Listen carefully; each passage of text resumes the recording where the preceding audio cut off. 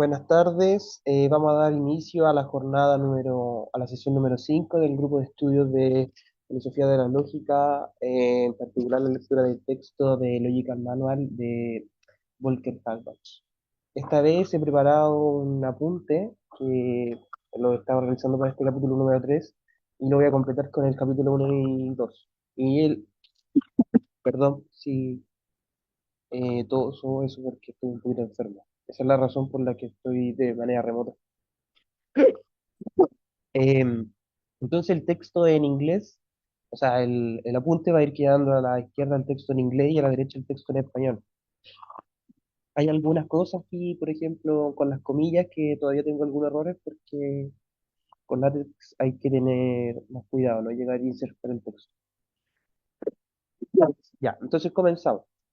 Dice, en el capítulo anterior me concentré en el lenguaje formal, los conectivos, ¿cierto? La conjunción, disyunción, la implicación y la doble implicación del lenguaje, que puede usarse para combinar enunciados. Entonces nosotros vimos en el capítulo anterior que utilizando letras que eh, representan enunciados, con estos conectores del lenguaje, nosotros podemos construir nuevos enunciados. Y este conectivo, ¿sí? Se puede añadir delante de un enunciado para construir un nuevo enunciado que es el enunciado negado. Las oraciones en inglés, o en este caso en español, también pueden combinarse y modificarse con muchos conectores diferentes para formar oraciones. Ejemplo de esto son escribir las palabras y, en este caso, entre dos oraciones para obtener una oración. También pueden usarse palabras como o, por qué, ¿cierto? Pero, entre otras. Y las combinaciones de estas palabras en español le dan significado a nuevas oraciones. ¿Sí? Otras expresiones como el sí entonces, que aquí no lo puse como estaba entre comillas, lo mantuve en el idioma original, pareciera que hacen referencia, bueno, lo voy a leer como acá hasta acá. Conectan oraciones aunque no se escriban directamente entre ambas. Otras expresiones no combinan oraciones, sino que más bien modifican una oración, como ocurre con el no, ¿sí? O, sí, por ejemplo, en este ejemplo, ¿sí? Eh, El no es particular en la medida en que muchas veces no puede interesarse simplemente en una oración, sino que requiere introducirse en el verbo auxiliar, en este caso el to do de inglés o el hacer en español. La introducción del no eh, en la oración Alan va hacia Londres da como resultado Alan no va hacia Londres, ¿sí? Entonces eso es lo que se refiere acá el texto. En el caso de inglés más particular porque se modifica el verbo. En el caso de nuestro idioma en español se conjuga. Y esta es una de las razones que hace que complica a las personas en inglés un poco aprender español porque la conjugación es más difícil que cambiar en inglés para estas personas. Entonces, en el caso del no, en en el español, ¿sí? Solamente agregamos el no prácticamente literal, pero en el caso del inglés se cambia el verbo, ¿sí? Entonces aquí en vez de decir Alan went to London, dice Alan did not go to London. Entonces el verbo, ¿sí? Cambia. En el español es más directo, pues en el español nosotros agregamos la partícula no al inicio y niega el enunciado que viene. Em, Sí, en el capítulo anterior definí la noción de conectivo, ahora la aplicaré también al inglés. Las expresiones que pueden usarse para combinar o modificar oraciones en inglés son conectivos. Sí, lo mismo pasa en español. Estas definiciones distan mucho de ser precisas, pero una definición exacta de la noción de conectivo en inglés no es fácil de dar, ya que a veces los conectivos no se insertan simplemente entre las oraciones. Ocasionalmente las oraciones mismas deben ser modificadas, por ejemplo, mediante la introducción de verbos auxiliares, como muestran los ejemplos anteriores con sí, lo que estamos hablando en inglés. Y también nos vamos a dar cuenta que eh, a veces las comas, ¿sí? Los signos de puntuación en español, dan cuenta de un conectivo lógico. Ya, por ejemplo, de pronto vamos a darnos cuenta que la coma se utiliza como un i o la coma se utiliza como una noción de causalidad, de implicación. Eh, los conectivos los conectivos del lenguaje, es decir, no, el i, el o, la implicación y la no implicación, corresponden a los conectivos en inglés. La semántica de los conectivos, sí, del lenguaje es muy simple y está contenida en sus tablas de verdad. Lo voy a volver a leer. La semántica de los conectivos del lenguaje es muy simple y está contenida en sus tablas de verdad. Fíjense lo interesante de esto, porque esto no está diciendo que, recuerden cuando yo les dije que cuando se habla en lógica, para describir un sistema lógico, hablamos de un lenguaje y su semántica. Entonces acá entendemos por lenguaje los conectivos, los símbolos que estamos utilizando, y por semántica las tablas de verdad asociadas a los conectivos. Entonces, por ejemplo, recuerde que el conectivo implica es verdadero cuando el consecuente es verdadero o el antecedente es falso. Entonces esto nos da dos casos en los que es falso, dos casos en los que es verdadero. Pero si usted cambia la semántica, ¿sí? Si usted le da la implicación solo, lo restringe, por ejemplo, a que sea verdad únicamente cuando antecedente y consecuente es verdadero, entonces usted está haciendo otra lógica. Usted está cambiando la semántica, ¿ya? No sé si me explico con eso. Lo mismo si usted define otra tabla de verdad para el ídolo, lo que usted está haciendo está cambiando la semántica de los símbolos. ¿Sí me explico, no? ¿Se entiende? Ya, entonces lo vuelvo a repetir, pues la semántica de los conectivos es muy simple y está contenida en la tabla de verdad, es decir, la tabla de verdad de los conectivos nos dice cómo se comportan estos para conformar oraciones. ¿Sí? Gracias, Susana. Como ejemplo, consideraré el conectivo porque imagina que dejo caer mi computador portátil en la calle. Ya no tiene remedio, la pantalla está rota, por lo tanto mi computador no funciona. La oración, mi computador no funciona porque lo dejé caer, también es verdadera otra oración. El computador aún funcionaría si no lo hubiese dejado caer, si no lo hubiese dejado caer. ¿Sí? Eh, entonces fíjense que acá la oración me está diciendo que el artefacto, mi computador, no funciona a causa de algo. ¿Sí? Entonces, si esta causa no hubiera ocurrido, en la consecuencia tampoco, que es lo que está diciendo acá. ¿Sí? Y esto es equivalente porque si usted explica el primero como P implica Q, esto es equivalente a decir no Q implica no P. Y nosotros demostramos esto con las tablas de verdad en los ejercicios de la semana pasada. Entonces, por lo tanto, estas oraciones del lenguaje natural, ¿sí? Porque estos enunciados no son del lenguaje lógico, son del lenguaje natural, son equivalentes. Además, es cierto que el computador no funciona y también es cierto que lo dejé caer. Así, because o en la palabra porque conecta las dos oraciones verdaderas. ¿Sí? Mi computador no funciona y dejé caer mi computador. Formando, perdón, una nueva oración verdadera. En este sentido, parece similar al y. ¿Sí? Sin embargo, en otros casos puede usar because para conectar dos oraciones verdaderas del inglés, A y B, y obtener una oración falsa. Para recoger mi computador roto, considero la siguiente oración. Mi computador portátil no funciona porque no está enchufado. Este es el caso en el que el uso de because para contener dos oraciones verdaderas da lugar a una oración falsa. Sin embargo, la verdad de A because B o A porque B no es completamente independiente de la verdad o falsedad de las oraciones en inglés A y B. Si A o B o ambas son falsas, entonces A because B también es falsa. ¿Sí? Fíjense que acá están interpretando el because como un I. ¿Sí? Entonces después vamos a ver que al igual que la coma en español, a veces se puede interpretar como un I o a veces se puede interpretar como una implicancia. Eh,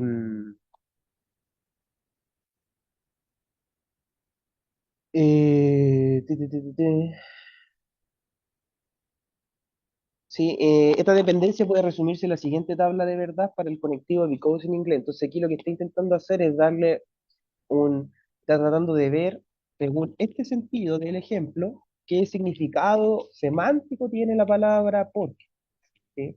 Entonces, si A y B son oraciones declarativas del español, ¿ya? Eh, y yo digo que esta palabra, o sea, esta nueva oración va a ser solo verdadera, O sea, va a ser falsa en estos casos y la pregunta viene acá. ¿Sí? El signo de interrogación indica que en este caso el valor de verdad de A plus B no depende solo de los valores de verdad de la subsentencia directa, es decir, de los valores de verdad de A y B que because conecta. Esto significa que cuando se usa esta palabra para unir dos oraciones verdaderas, a veces la oración resulta en verdadera y otras veces en falsa. Por lo tanto, el valor de verdad de la oración compuesta no está determinada por los valores de verdad de las oraciones conectadas. En este sentido, because se diferencia de and. Si el valor de verdad de la oración compuesta se determina a partir del valor de verdad de la oración conectada, como ocurre con and. Entonces se dice que el conectivo es funcional respecto a la verdad. ¿Sí? Los conectivos como because no son funcionales respecto a la verdad. ¿A qué se refiere con esto? Ya, entonces voy a explicar lo que leí. Eh, a lo que se refiere es que hay palabras, en este caso como because en inglés, que no, eh, dependiendo del contenido de las oraciones declarativas A y B, va a cambiar el valor de verdad. Ya eso está relacionado no con la semántica ni con la sintáctica, sino con la pragmática de nuestro lenguaje natural. ¿Sí? Recuerden que la pragmática es el significado que le damos a las palabras en función del uso. Entonces, en este caso, el uso de la palabra because o porque no necesariamente va a ser que la verdad de ese enunciado, A porque B, sea verdad, fijándome en los valores de verdad de A y B. ¿Ya? Entonces, aquí el autor nos dice que hay una diferencia entre el conectivo y el because porque and sí va a ser un funcional respecto a la verdad. Esto quiere decir que va a dar lo mismo que enunciado sea A, que enunciado sea B. A y B va a ser verdad en los mismos casos, independiente del contenido de A, independiente del contenido de B. Entonces ahora viene la caracterización de funcionalidad de verdad. El autor nos da estos ejemplos para introducir esta definición. ¿Sí? Y aquí está en cursiva porque es una definición. Dice así, un conectivo es funcional respecto de la verdad, sí y solo sí. Fíjense que hay un sí y solo sí. Esto quiere decir que si esto de acá es verdad, necesariamente lo del otro lado es verdad y viceversa.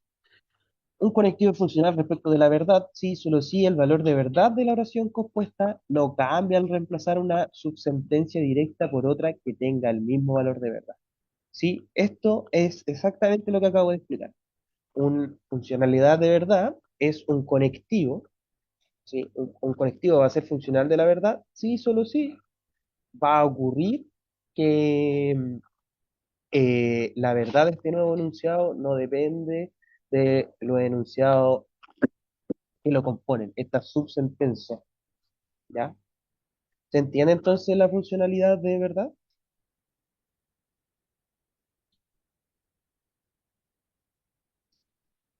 ¿Sí?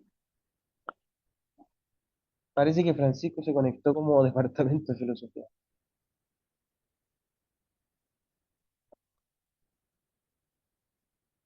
Sí, Sí, ya, gracias. Ya. Entonces, en el ejemplo, la pantalla está rota. Eh, Creo que aquí me faltó un trozo de texto. Pero lo importante es que en este sentido, claro, aquí me salté desde aquí, desde Screen Network. Entonces aquí dice, sí, el because no es un funcional de verdad, porque si yo boté mi computador con un enunciado que tenga el mismo valor de verdad, como la pantalla es rota, en la sentencia, mi computador no funciona porque yo boté mi computador, esto le cambia el valor de verdad a verdadero y falso. Entonces, así, la definición de funcionalidad de verdad para un conectivo en inglés o en español puede parafrasear en términos de tabla de verdad. Un conectivo es funcional respecto de la verdad, sí y solo si su tabla de verdad no contiene signo de interrogación.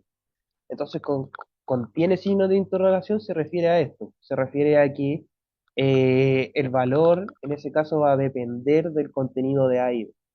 Entonces, si la palabra no me genera este problema, vamos a decir que está asociada con un conectivo y ese conectivo es un funcional respecto de la verdad.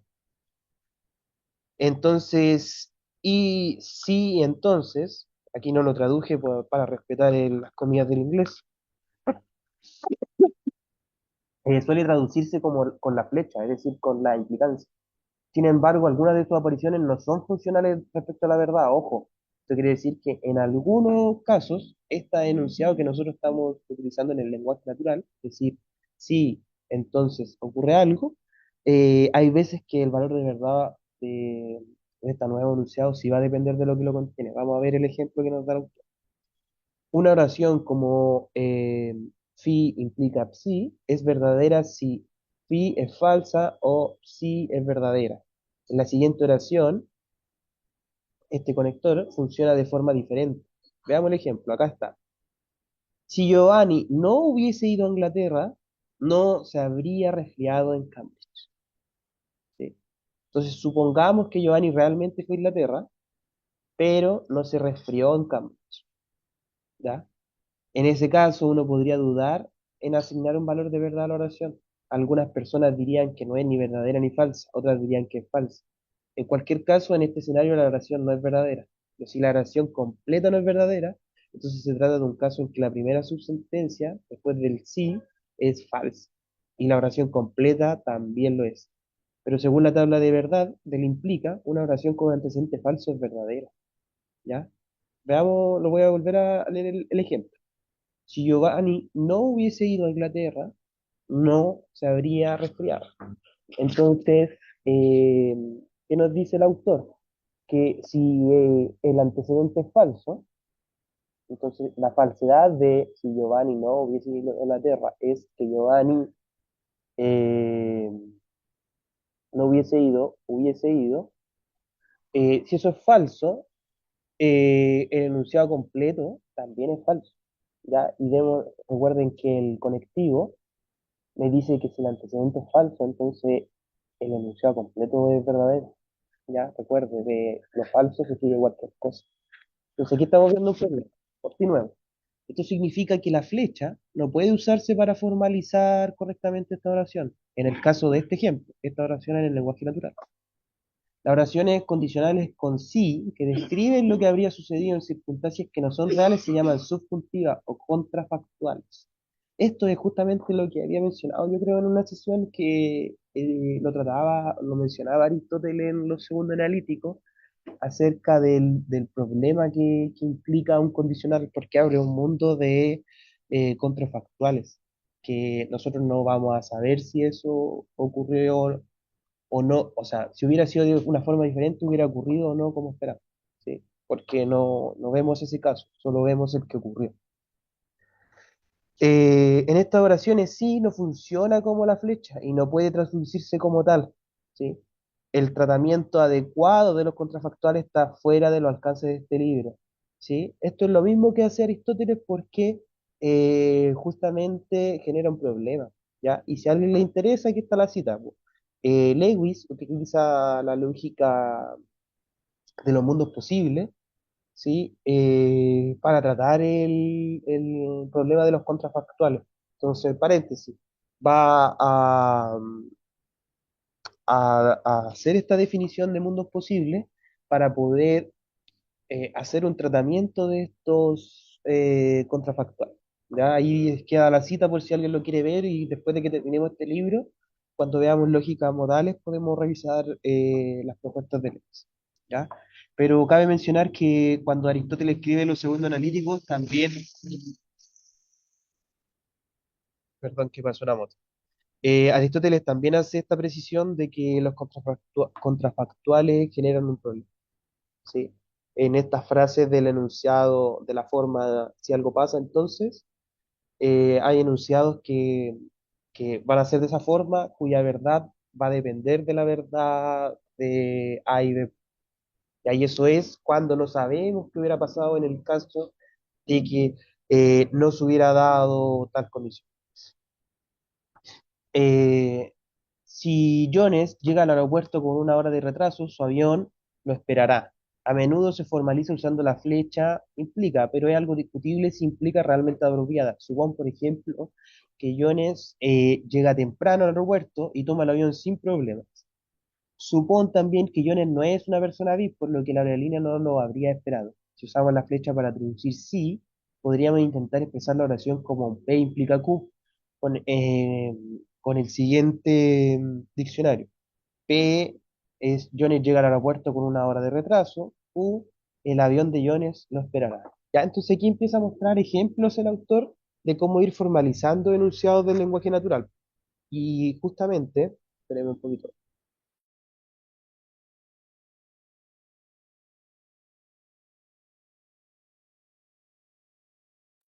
Justamente esto que comenzamos a ver ahora, este ejemplo así que está dando el autor, es la idea de este grupo de lectura. Pues la idea de esto es que nosotros podamos reconocer argumentos filosóficos de esta forma, como lo está haciendo el autor. Entonces veamos cómo interpretar, mejor dicho, cómo formalizar enunciados del lenguaje natural a una forma a lenguaje lógico.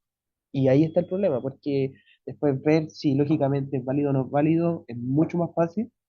El problema grande está aquí es hacer como el paso tiempo o estar de acuerdo que esa formalización es la adecuada. Sí, yo compartí por el WhatsApp un ejemplo de esto, o sea, lo dejé planteado, no lo hice, pero es un argumento de Kant y ese argumento de Kant lo compartí porque justamente sigue la forma de una tautología que nosotros probamos como ejercicio, ¿ya? Entonces, retomo el texto. Tenemos este B implica Q con la siguiente definición. P, Jones llega al aeropuerto con una hora de retraso. Q, el avión de Jones lo esperará. Si el valor de P bajo la estructura A es falso, es decir, si P es falso en la estructura A, entonces P implica Q es verdadero en la estructura A. Es decir, el valor de verdad de esta implicación es verdadero. Según la definición 2.6 o por la tabla de verdades condicional en la página 37, según las suposiciones Jones llega al aeropuerto por una hora de retraso, es en realidad falso. Por lo tanto, si la formalización es correcta, la oración condicional en inglés debería ser verdadera, ¿sí? El peiklagu. Pero es muy discutible que lo sea. Uno podría sostener que si Jones llega al aeropuerto con una hora de retraso, su avión lo esperará, es simplemente falso. Incluso si Jones llega a tiempo, ¿sí? Es decir, que P sea falso. Existe una amplia literatura sobre el tratamiento de las oraciones condicionales con sí. El tratamiento de las oraciones con sí, incluidos los contrafactuales, tiene interesantes implicaciones filosóficas. No entraré en detalles de esta discusión aquí. El ejemplo anterior debería bastar para mostrar que formalizar sí mediante la flecha es problemático incluso en los casos de los condicionales indicativos. Sin embargo, para la mayoría de los propósitos, la flecha se considera lo suficientemente cercana al sí, entonces, del inglés, con la excepción de los contrafactuales. Entonces, aquí está, en este párrafo, está justamente lo que comentaba más adelante, de que eh, si nosotros sacamos los contrafactuales del enunciado de la realidad, la flecha, el símbolo, la flecha del lenguaje, representa de una forma muy cercana el sí, entonces, del español.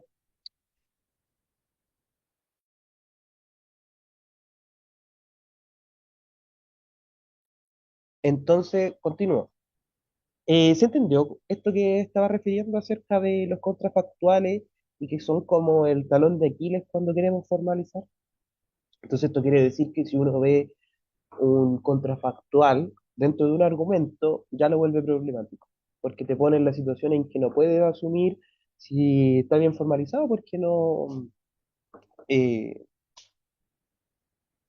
¿cómo se llama? Genera problemas. Si no lo podéis formalizar, genera problemas. Y el tema está en que muchos argumentos del lenguaje natural tienen contrafactuales, perdón, contrafactuales. ¿Sí? Nosotros asumimos que si algo no ocurre, entonces va a ocurrir el resultado esperado, pero eso en la realidad no es necesariamente. ¿Hay alguna duda hasta acá?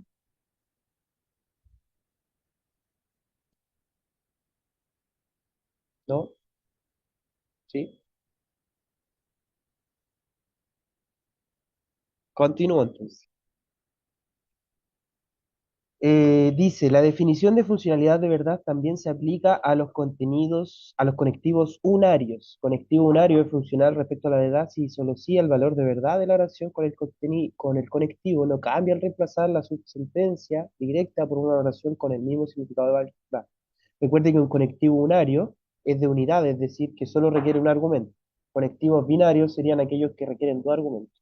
Por ejemplo, la conjunción es binaria porque requiere dos argumentos, un A y un B, mientras que la negación es un conectivo unario, solo requiere un A. ¿Ya? Hay un comentario. Si se entendió que no puede ser una implicación porque los resultados respecto a sus valores de verdad no tendrían sentido si lo evaluamos con implicación. Excelente. Muy bien, Susan, lo resumiste muy bien. Y ese es el problema que plantean los contrafactuales. Pero si obviamos que sacamos los contrafactuales, entonces, claro, podemos trabajar formalizando. Es necesariamente el caso que A, o es necesario que A, es un conectivo unario que no es funcional respecto de verdad. Si A es una oración falsa en el inglés, entonces es necesario que A es falsa. Pero si A es verdadera, es necesario que A puede ser verdadero o falsa. Es necesario que todos los árboles sean árboles. Esta oración es verdadera, todos los árboles son árboles. Es lógicamente verdadera y por lo tanto necesaria. Pero si la oración verdadera, todos los árboles son árboles, es reemplazada por la oración verdadera, Volcker tiene 10 monedas en su bolsillo, entonces la oración resultante, es necesario que Volcker tenga 10 monedas en su bolsillo, no es verdadera, porque fácilmente podría haber tenido solo 9 monedas en su bolsillo. En general, si A es solo accidentalmente verdadera, es necesario que A sea falsa. Así la tabla de verdad correspondiente se ve así, ¿ya? Y fíjense que acá nos está poniendo que entonces este conectivo es necesario que no es un funcionalidad de verdad, ¿ya? Esto el autor lo hace a propósito, ya, ojo, esto el autor lo hace a propósito, porque él podría estar fácilmente, en vez de colocar necesario, otras palabras en español que generan problemas, como por ejemplo posible, probable, eh, no sé, cualquier cosa así. Y en este caso particular, necesario y probable son después, representan o vienen a, o se formalizan estos palabras del lenguaje natural, se formalizan mediante rombo y cuadrado en lógica modal. Entonces, algunos otros colectivos, como Bill cree que, ¿sí? No tiene más que signo de interrogación en su tabla de verdad. En cambio, Bill sabe que tiene la misma tabla de verdad que es necesario que, ¿sí? Eh, una exposición más completa sobre los funcionales sobre la verdad se encuentran ¿sí? Ahí puede ver, yo no conozco ese texto, ¿ya? Pero probablemente haga referencia a otras lógicas, porque justamente hay otras lógicas que tratan con creencias. Entonces, eh, también buscan formalizar, este cree que, sabe que, ¿ya? Em, Eso, no sé si hay alguien que tenga alguna pregunta.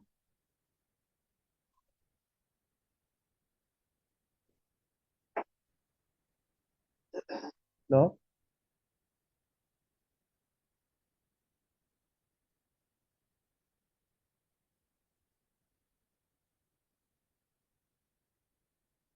Em, Quisiera decir que, por ejemplo, hay una disputa entre el psicologismo, no sé si está, no creo que no está el chico que había hablado de psicologismo acá en la reunión ahora.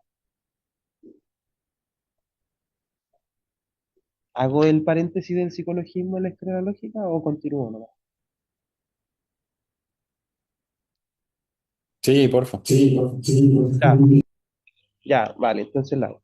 El psicologismo es un movimiento filosófico que propone que las leyes de la lógica pueden ser expresadas mediante leyes de la psicología. Y esta postura, que es metalógica, ¿sí? Es de la filosofía de la lógica, influenció demasiado el surgimiento de la lógica moderna, es decir, la matematización de la lógica, pero influenciar en el sentido de que eh, o sea, Frege en particular, Frege quería alejar el psicologismo de la lógica. ¿Ya? ¿Por qué?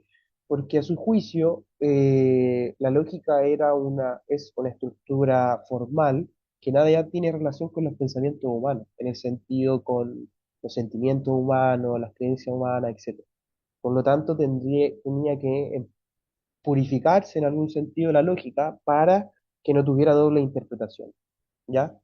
Pero, fuera de esto, una de las cosas que se le rescata al psicologismo es que el psicologismo, eh, si bien es una postura como metalógica que se rechaza de forma consensuada dentro de los investigadores de la filosofía de la lógica, eh, entonces, por dar un ejemplo, Frege y Russell, o sea, Frege y Husserl, comenzaron con respecto al psicologismo muy interesados y después ambos, a medida que estudiaron y fueron avanzando en la relación que tenía con la lógica y las leyes del pensamiento, fueron oponiéndose en cuanto a posición.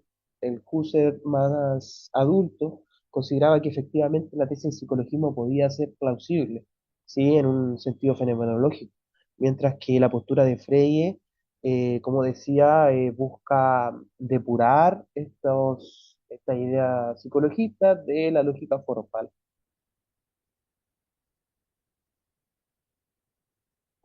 Eh, entonces, dicho esto, ¿cuál es ¿Ya? el... Dime, ¿qué nos está hablando? Yo. Dime, Francisco. Eh, Estaba pensando que respecto a lo que he estado leyendo, si bien Husserl igual tuvo su momento en que le llamó a la fenomenología psicología descriptiva, incluso, y creía que la fenomenología tenía que ayudar a dar fundamentos sólidos a los conceptos claves de la matemática y la lógica. eh, Se arrepintió de esa caracterización y después constantemente se quedó con la idea de que el psicologismo no podía ser cierto, que no hacía justicia a a la eternidad, apodicticidad eh, y esos rasgos asociados tradicionalmente a la lógica y A las la matemáticas. psicología. A la psicología sería en ese caso, ¿no? Claro, o sea, y entendiendo la psicología como psicología empírica, Mm. ¿cachai? Eh, Pucha, en ese sentido estaría interesante revisar la profundidad como antecedente de la historia de la filosofía y en particular de la historia de la lógica, pero yo ahí no, o sea, te creo, pero yo no soy experto en el desarrollo del pensamiento de Husserl, la verdad, pues entonces yo, esto que he mencionado es lo que recuerdo que sale eh, en los manuales de historia de la filosofía de la lógica. ¿Sí? Entonces, no sé, puede ser, y te creo que efectivamente llegue un punto en que Husserl se contradiga o rechace esta segunda posición. Pero lo importante que quiero destacar aquí es que estas ideas del psicologismo influyen en lógicos que respetan el proyecto de Frege, pero a la vez crean nuevos lógicas, es decir, proponen lenguaje, proponen una semántica para, por ejemplo, cosas como es necesario que o es posible que. Entonces, fíjense, las nociones de necesidad, las nociones de posibilidad, las nociones de saber algo, las nociones de saber, o sea, de creer, ¿sí? Fíjense como aspecto epistémico, diferente de creer que saber, ¿sí? Epistémicamente tienen una connotación diferente. Entonces, estos conceptos que son de la psicología, ¿sí? Motivan, estimulan el surgimiento de nuevas lógicas no clásicas que vienen o que van a servir para utilizarse en contexto en donde se utilicen formalizaciones de este tipo, ¿ya? Entonces ese es el paréntesis, ya para que yo creo que por eso el autor lo va mencionando, ya, pero se entendió el paréntesis que al final es que hay lógicas que justamente buscan solucionar este problema mediante una formalización adecuada para estos conectivos que tienen carga psicológica, como de interpretación, como necesario, posible, creer, eh, cabe, ¿sí? Etcétera. Entonces ahí tenemos las lógicas modales, las lógicas deónticas, lógica epistémica, que son lógicas que buscan extender la lógica clásica para poder formalizar estos enunciados del lenguaje natural o estos argumentos del lenguaje natural que incluyen estas palabras que tienen una connotación no lógica, sino psicológica, epistémica. ¿Sí? ¿Se entendió el paréntesis?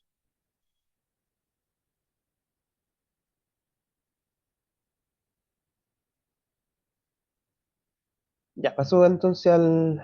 Continuamos. Aquí también me faltó un trozo de texto, parece, porque esto comienza de obtener aquí.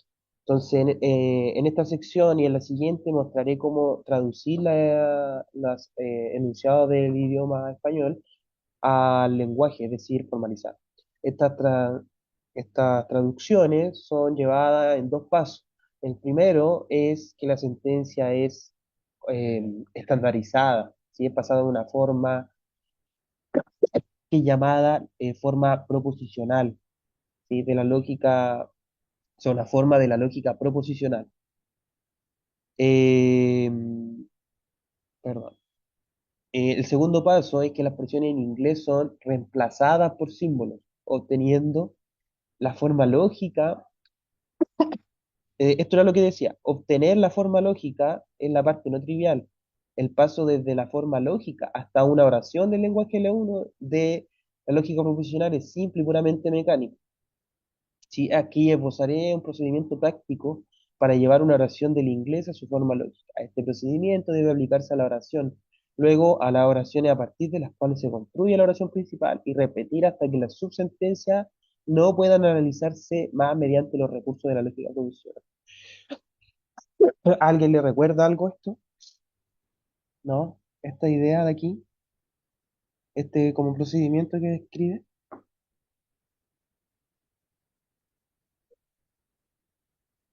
es la propuesta del atomismo lógico. Sí, esto es una idea de Russell, ¿ya? Atomismo lógico, por si alguien lo quiere revisar. Continúo. He dividido este procedimiento en cinco pasos. Ay, perdón. En la práctica todos se realizan al mismo tiempo. El primer paso es el más difícil. En este paso se verifica si la oración puede descomponerse en un conectivo funcional respecto de la verdad y una o más subsentencias. Es decir, si la oración está construida a partir de una o más oraciones con un conectivo funcional respecto de la verdad. ¿Ya? Este es el paso más difícil. Por ejemplo, la oración, el auto no parte porque la batería está descargada o no hay gasolina en el estacionamiento, perdón, en el tanque.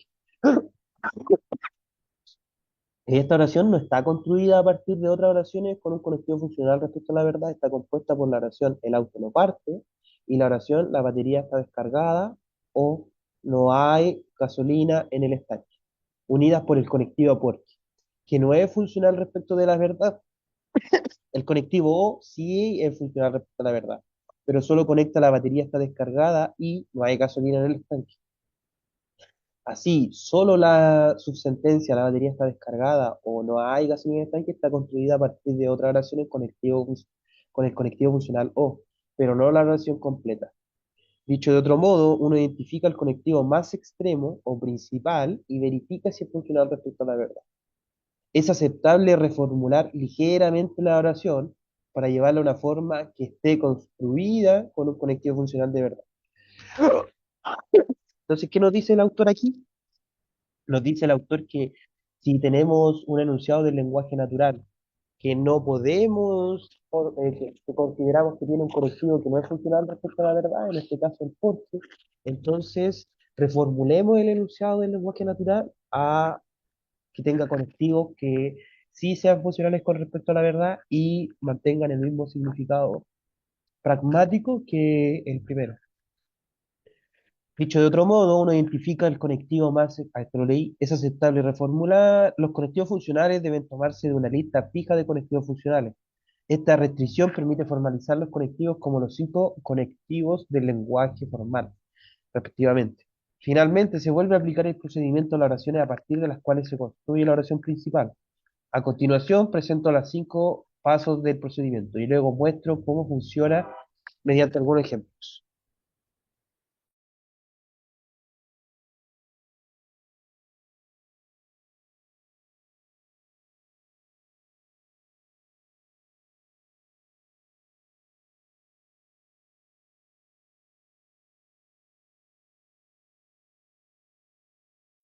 Me di cuenta que estuve bajando del texto de la derecha, pero del de la izquierda no. Aquí está. Entonces los pasos son, primero, verificar si la oración puede reformularse de manera natural como una oración construida o a partir de una o más oraciones con un conectivo funcional respecto a la verdad. Si esto no es posible, entonces debe ponerse entre corchetes y no analizarse. ¿Ya? Se refiere entre corchetes la palabra que no puede ser, el conectivo que no puede ser reemplazado por, o sea, que no es un funcional de verdad. Si la oración puede reformularse naturalmente como una oración construida a partir de una o más oraciones con conectivo funcional, hazlo. Si ese conectivo funcional no es uno de los conectivos estándar de la tabla 3.2, reformula la oración usando los conectivos estándar. Encierra la oración completa a partir de corchetes, a menos que sea una oración negada, es decir, una oración que comience con no es el caso que.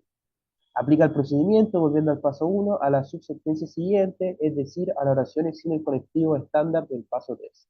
Entonces, ¿qué nos va diciendo esto? Nos va diciendo que tomamos el enunciado que nosotros queremos formalizar, analizamos si es que tiene un conectivo, o sea, como que miremos.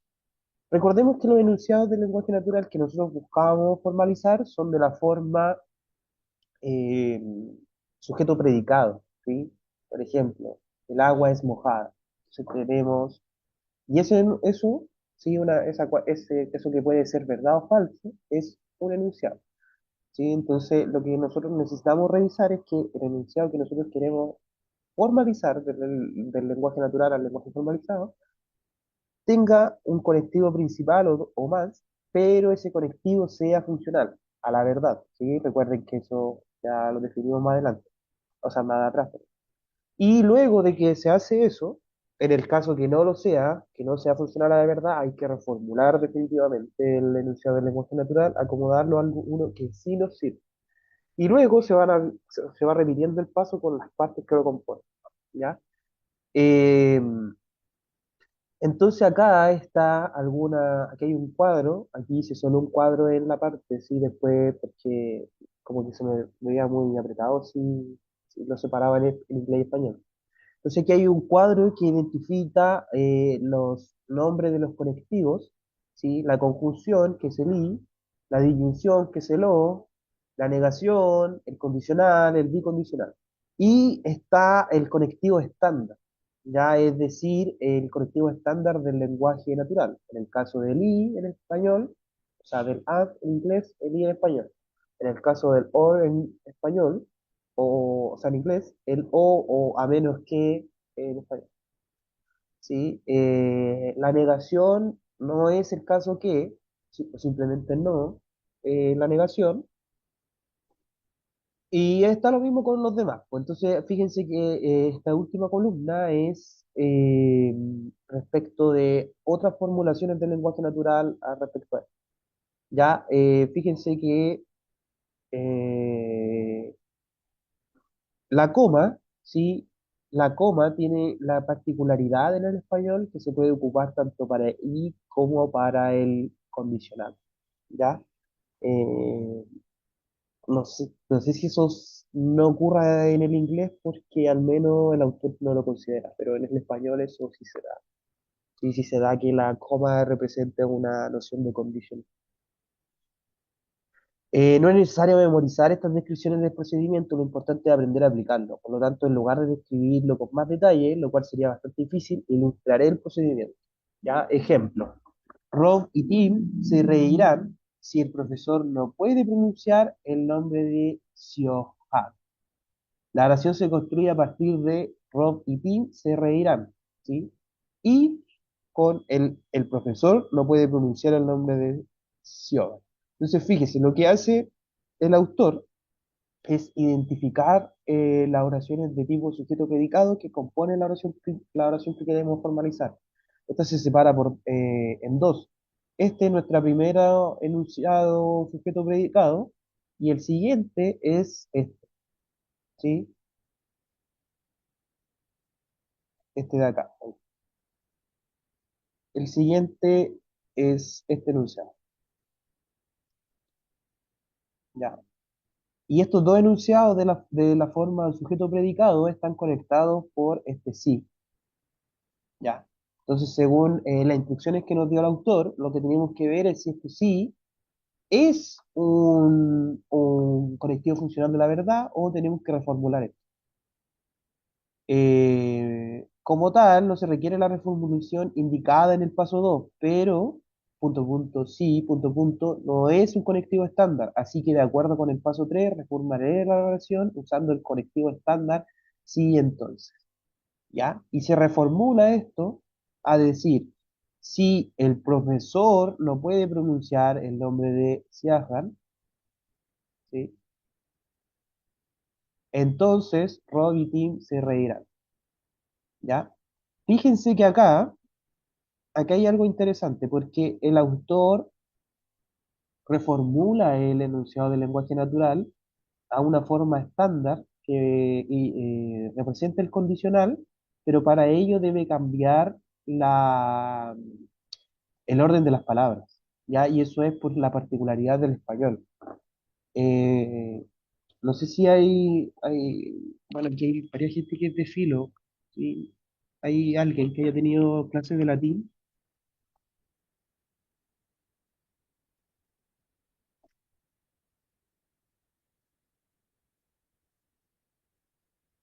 ¿sí? Ignacio tuvo clases de latín. Ya, entonces tú recordarás que en el latín da lo mismo el orden de las palabras, ¿sí? El significado, dado las declinaciones, hace que el orden no importa, ¿ya? En el caso del español, a pesar de que quedan algunas declinaciones, el orden sí importa. Por lo tanto, para formalizar un enunciado del lenguaje natural, en este caso, el sí funciona como un condicional, ¿ya? Esto va a ocurrir si lo primero ocurre.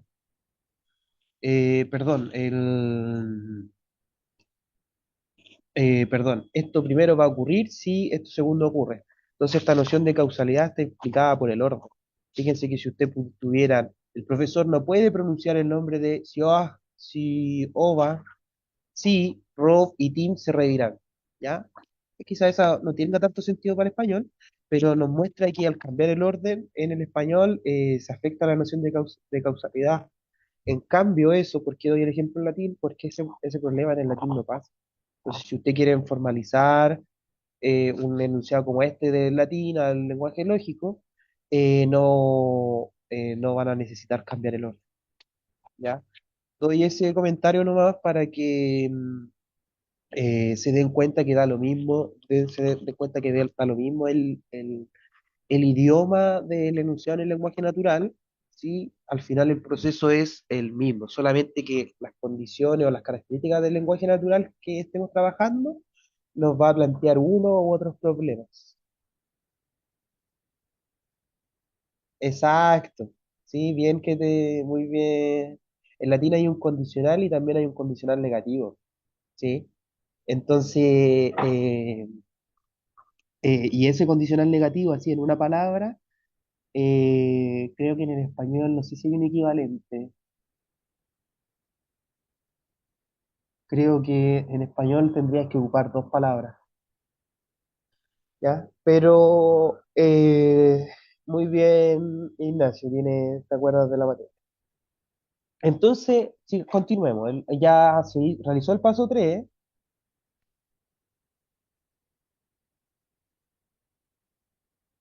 Claro, po, Nisi sería un contrafáctico en el sentido en que, o sea, sí, pues está segura que si algo no se da, entonces lo otro tampoco ocurre. ¿Sí? Entonces el nisi en latín se puede ocupar cuando uno sabe que el contrafáctico es como uno lo cree, ¿ya? Entonces eso implica que el uso, y ahí nos vamos a poner más técnicos, pero eso implica que el nisi en el latín no se utiliza siempre, pues se utiliza únicamente cuando uno sabe cierta cosa, ¿ya? Eh, Ya, entonces en el paso 4 la oración completa se cierra entre corchetes. Si el profesor no puede pronunciar el nombre de Johan, entonces Rob y Tim se reirán. El paso 5 me lleva nuevamente al paso uno. Las dos subsentencias a las que se aplica el paso uno son: el profesor no puede pronunciar el nombre de Johan, Rob y Tim se reirán. La primera oración contiene una negación, por lo que reformularé usando el conectivo no es el caso aquí. ¿Sí? De acuerdo con el paso 4, esta oración necesita encerrarse, entonces lo que está haciendo es repetir el proceso. Pues ahora esta vez con el profesor no puede, y como tiene un no hay que reformularlo, de la forma, en ese caso que, y Rob y Tim tienen un conectivo eh, funcional respecto a la verdad.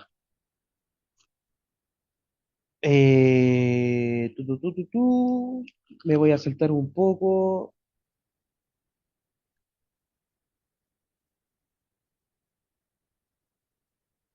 eh,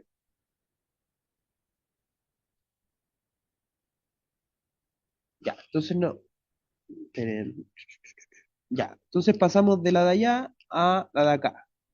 Si no es el caso, si cambiamos para que quede de la forma clásica, si no es el caso que el profesor no pueda pronunciar el nombre de Siobhan, entonces Rob se reirá y Tim se reirá. Aquí lo que hizo fue hacer como aplicar la transitividad de los verbos en inglés. Si usted tiene el i, ambos sujetos están realizando la acción. Ahora debo volver al paso uno, la oración. El profesor puede pronunciar el nombre de Johann, no puede reformularse de manera natural como una oración construida con un colectivo funcional respecto de la verdad, por lo tanto se encierra entre paréntesis según el paso uno. Sí, acá está nuevamente.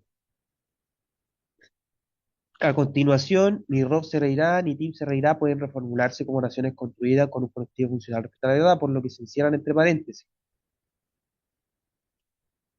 Ahora, esta es la forma lógica proposicional de la oración. ¿Sí?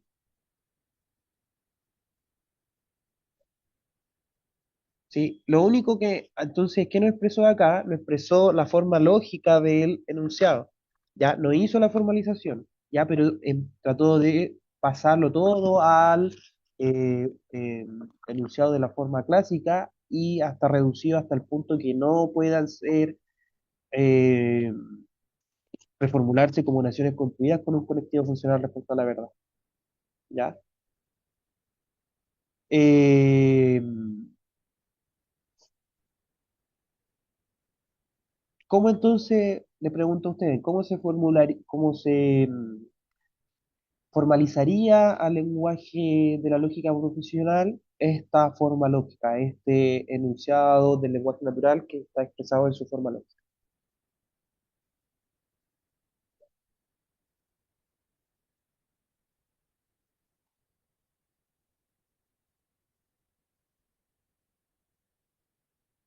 ¿No?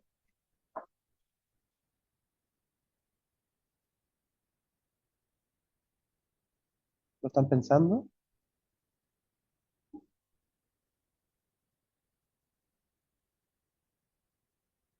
Dígame si lo están pensando.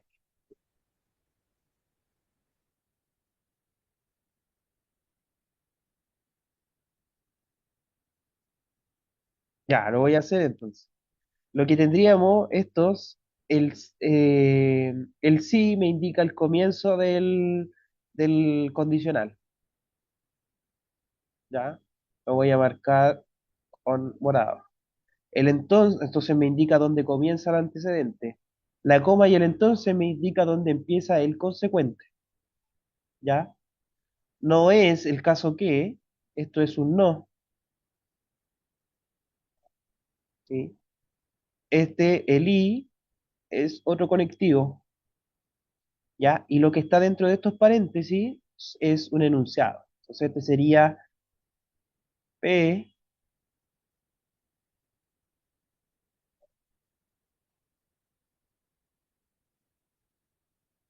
este sería Q y este sería R, ¿sí? Entonces nosotros tendríamos no P implica paréntesis, no Q o no R, cierra paréntesis, ¿sí? ¿Se entendió? ¿Cómo se formalizaría?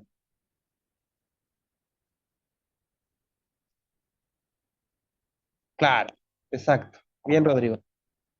Ah, no, pero ojo que ahí te escribiste un O y sería un I, ¿sí? Sería, siguiendo lo que tú escribiste, sería no P, implica ¿cómo sería?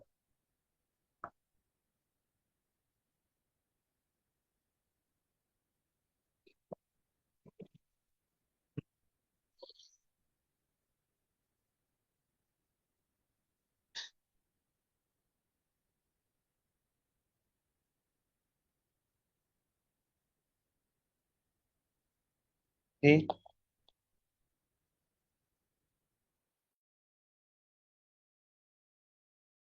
Fíjense que ya hasta ahora, solo lo que hemos visto hasta ahora, ya podrían hacer la formalización de esa foto que yo subí del argumento de, mm, de Kant acerca de este argumento metafísico. Entonces, eso, pues no sé cómo estamos de hora, nos quedan unos minutitos. Me voy a saltar el siguiente ejemplo ya para que podamos avanzar, pero el siguiente ejemplo es exactamente lo mismo. Después lo podrán revisar ustedes por su cuenta, ¿ya? Para avanzar al siguiente. El siguiente ejemplo es exactamente lo mismo. ¿Ya? De la forma lógica al lenguaje formal. Esto es justamente lo que hicimos en el chat. ¿Ya? Entonces, una vez que se ha determinado la forma lógica de una oración, la traducción al lenguaje L1 de la lógica proposicional es sencilla. Esto es lo que decía. La parte que viene ahora es netamente mecánica. La parte anterior, la primera, encontrar la forma lógica de un enunciado del lenguaje natural, ahí está el desafío. Ese es ese es el trabajo, y aquí quiero separar como el trabajo del lógico y el trabajo del filósofo, ¿sí? El filósofo hace esto primero, hace esto, ¿ya? Busca la forma lógica de un enunciado del lenguaje natural de un argumento filosófico. Mientras que lógico va a encargarse de la segunda parte, va a encargarse de las formalidades, la correcta forma de un argumento, del lenguaje L1, ¿ya? ¿Se entiende esta como diferencia entre la pega del el trabajo del lógico y el trabajo del filósofo?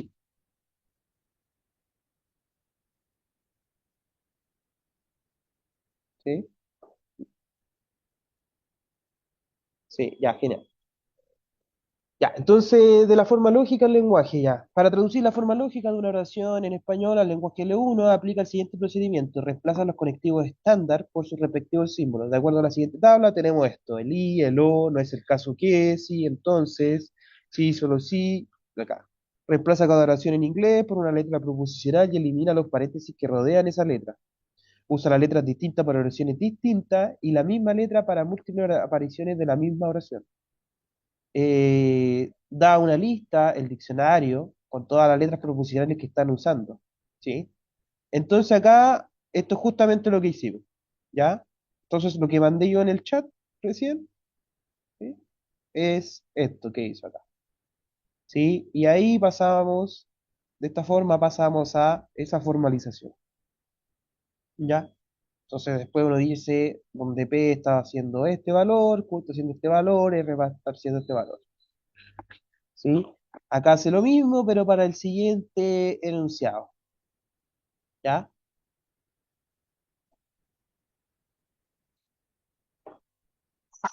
Entonces hasta aquí, esto es el centro de este capítulo, ¿ya? Ambigüedad. Determinar la forma lógica de una oración en inglés puede ser complicado, a veces no hay una única solución, ¿ya? Y esto es justamente, determinar la forma lógica de una oración es la pega del filósofo, ¿sí? O es lo que debería hacer si es que los argumentos están escritos con una forma lógica clara. Brown está en Barcelona y Jones tiene un Ford o Smith tiene un Ford. Esta oración es ambigua, porque Lee, ¿sí? Podría haberse usado para conectar dos afirmaciones. Brown está en Barcelona y, ¿sí? Comillas, Jones tiene un Ford o Smith tiene un Ford. Pero también podría usarse para expresar que hay dos posibilidades. Primero, que Brown está en Barcelona y Jones tenga un Ford. Segundo, que Smith tenga un Ford. Correspondiendo a estas dos interpretaciones, hay al menos dos posibles formalizaciones de esta oración, ¿sí? Tendríamos esta y la siguiente. Lo voy a sacar porque siempre se me pongo, ¿sí? Las formalizaciones uno y 2 corresponden a las dos interpretaciones de la oración original. En esta situación, dado que puede ser claro cuál es la lectura pretendida y por tanto, qué formalización es preferible. Sin más prisas, sin embargo, no se puede decidir entre uno y 2. Ambigüedades como la anterior se les llama ambigüedades de alcance. De manera general, el alcance de una aparición de un conectivo en una oración es la parte de la oración a la que se aplica dicho conectivo. En uno, el conectivo I abarca toda la oración, ya que conecta P, I, Q o R. Mientras que en do, el alcance de I es solo P y Q. Entonces, siguiente definición. Alcance conectivo. El alcance de una aparición de un conectivo en una oración phi es la aparición de la subsentencia más pequeña de phi que contiene esa aparición del conectivo. La subsentencia de phi se entiende cualquier oración que forme parte de phi. En la oración, ¿sí? No lo voy a leer para no hacer un trabalengua, pero en este enunciado lógico, el alcance de la segunda aparición de la flecha implica, es decir, esta, es toda la oración, es como el conectivo principal. El alcance de la primera aparición es la parte subrayada de la oración, ¿sí? Entonces, el conectivo que está, esta implicación que está a la izquierda, afecta a una subsentencia o un subenunciado del enunciado más general. La definición del alcance de una aparición de un conectivo se refiere a la oración completa, no a ninguna de sus abreviaciones. Así, el alcance de la primera aparición de la flecha en sigue siendo la parte subrayada, porque P implica P no es una parte subsentencia de la oración real. El problema de la ambigüedad de alcance destaca una diferencia general entre las lenguas naturales como el inglés y los lenguajes formales como el E1. Mientras que las oraciones del inglés son a menudo ambiguas en su estructura, las oraciones de L1 nunca lo son. Esto es importantísimo, ¿sí? Porque eh, esto, esto implica que sea difícil hacer eh, captar la forma lógica de los enunciados. O sea, al formalizar la forma lógica de los enunciados. Mientras que las oraciones en inglés son a menudo ambiguas en su estructura, las oraciones de lenguaje lógico nunca lo son. ¿Sí? Y este es justamente por eh, este objetivo de la lógica moderna, que es evitar ambigüedades, ¿sí? En el sentido freudiano. Por lo tanto, no es posible traducir una oración ambigua del inglés a una oración igualmente ambigua de L1. Esto significa que en algunos casos habrá que elegir entre diferentes formalizaciones posibles de una misma oración. También hay dos posibilidades para formalizar la siguiente oración. Brown está en Barcelona y Jones tiene un Ford y Smith tiene un Ford. La oración puede formalizarse como P y Q y R, que es una abreviación de esto, o alternativamente como P y paréntesis Q y R. Estas son dos oraciones distintas del lenguaje L1, pero son lógicamente equivalentes. Recuerden, ¿qué significa que sean lógicamente equivalentes? Ambas oraciones de L1 tienen la misma tabla de verdad. Por lo tanto, no importa cuál formalización se use para efectos de verificar la validez de datos. ¿Ya? Entonces, ¿a qué voy con esto? Que aquí va con esto el autor, es que dependiendo del tipo de enunciado que plantea ambigüedades, independiente de que tengan dos formas de formalización diferentes, si las formalizaciones son lógicamente equivalentes, entonces da lo mismo, podemos ocupar cualquiera de las dos. Los conectivos estándar. La sintaxis de los conectivos en L1 es muy simple. La negación se escribe delante de una oración y la oración que resulta es escribir la negación delante de otra en la negación de esa oración original. Los otros conectivos se escriben entre oraciones y toda la expresión resultante se encierra entre paréntesis. La sintaxis de las expresiones correspondientes en inglés es mucho más complicada. Formas de expresar. Acá me equivoco, aquí me falta texto. Eh,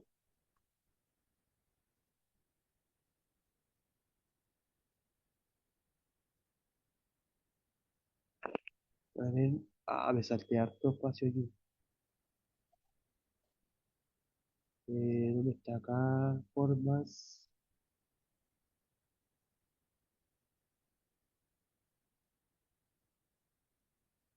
Ah, ya, está aquí. Entonces dice, la gramática del no es un poquito más complicada. Usualmente no puede simplemente insertar un no en una sentencia para obtener la negación de la sentencia.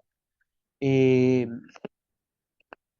la sen- por el contrario, la sentencia es reformulada con el auxiliar verbo to do.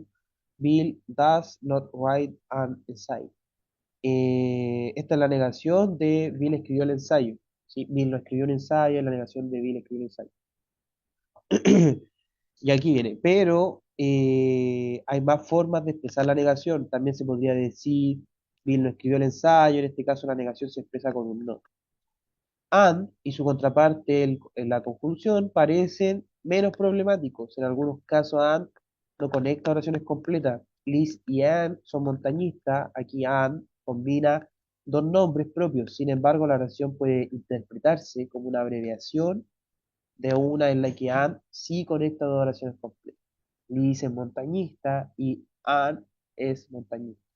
Esa oración puede formalizarse con ayuda de la conjunción, pero este truco no siempre funciona. La oración Liz y Ann son amigas, difícilmente podría reformularse como Liz es amiga y Ann es amiga. Esto justamente es porque en el sentido semántico del español, eh, los adjetivos no son transitivos al igual que, que los verbos, ¿sí? No me quiero meter en lingüística ahora, pero los verbos en español y en inglés son transitivos. Entonces, si yo digo yo, verbo, perdón, yo y Francisco, verbo, quiere decir que ambas personas están haciendo el verbo, ¿sí? No así cuando digo eh, Ariel y Francisco son amigos, el ejemplo que estaba dando. ¿Ya? Eh, ¿Qué más? Sin embargo, la oración Liz es una montañita entusiasta no significa lo mismo que Liz es entusiasta y que Liz es montañista, ¿ya? De forma similar, y esto justamente porque son adjetivos lo que está diciendo, de forma similar, Kentaro es un luchador de sumo del delgado, no puede reformularse como Kentaro es delgado y Kentaro es un luchador de sumo, ¿sí? Pues un luchador de sumo delgado podría no ser delgado en absoluto, sino solo delgado para un luchador de sumo. El conectivo pero y las palabras similares pueden traducirse como un y, pero suele indicar un contraste entre las dos oraciones que se combinan. El o es bastante directo, a menos que, en muchos casos, es muy similar al o y puede traducirse con la disyunción. A menudo o bien o se asume como exclusiva, es decir, o bien A o B. Se considera falsa si A y B son verdaderas. Como regla general esto es correcto, pero a veces o bien o puede equivaler a un simple o, y en algunos casos con énfasis el simple o puede entenderse como exclusivo. Ya, esto es lo que hace referencia a que dependiendo del contexto, el o en español a veces es inclusivo y a veces es inclusivo. Creo que la regla de colocarle el tilde al O en español se quitó, si no me equivoco, hace mucho tiempo. Entonces ahora gramaticalmente no hay una diferencia entre lo inclusivo y exclusivo, pero lógicamente sí lo hay. ¿Ya? Y eh, eso quiere decir que uno inclusivo permite que ambos sean verdaderos, pero uno exclusivo va a ser verdadero solo cuando uno de los dos sea verdadero. Ya, ya estimado, creo que es buen momento para la finalización. Estos 5 minutos, no sé si hay alguna duda. La próxima semana deberíamos terminar con el capítulo, nos quedan un par de páginas nomás, avanzamos rápido. Eh, y espero poder presentar los ejercicios. Gracias a ti, Susan, por la participación, a ti igual, Ignacio, espero le haya gustado y manden correcciones, comentarios respecto al apunte, espero lo puedan revisar y también pueden revisar los ejercicios antes del jueves para que sí, si tienen una duda, pueden llegar con la explicación más detallada de antemano, ¿ya? Lo mismo si es que tienen alguna duda de los apuntes históricos que estuvimos conversando, vamos a profundizar en eso cuando dejemos de ver el libro de Logical Manual y pasemos a ver filosofía de la lógica como tal. Ya. Chao, nos vemos. Voy a subir más ratito la grabación. Chao, chao. Nos vemos. Chao.